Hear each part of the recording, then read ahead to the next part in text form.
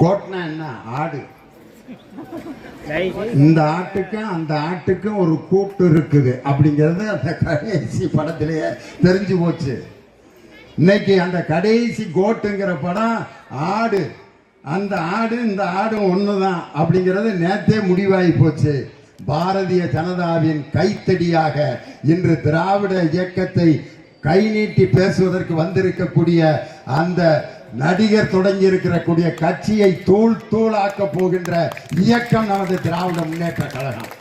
காரணம் என்னன்னா, அவர் பார்த்தீங்கன்னா ஏகப்பட்ட தலைவர்களுடைய படங்களை எல்லாம் போட்டு ஆஹா ஓஹா அப்படின்னு பேசிட்டு ஒரு வார்த்தை சொல்றாரு, 200 தொகுதியில் வெற்றி பெறுவோம் என்ற கூட்டணி இருமாப்போடு பேசிக் கொண்டிருக்கிறீர்களே அப்படின்றார். உங்களுடைய கட்சி, உங்களுடைய கணக்கு மைனஸ்ல போகின்றார். இன்னைக்கு அந்த தம்பிக்கு நான் சொல்றேன், இதே மாதிரி திமுக பார்த்து சொன்ன பல பேர் ஒண்ணும் இல்லாம போயிருக்காங்க.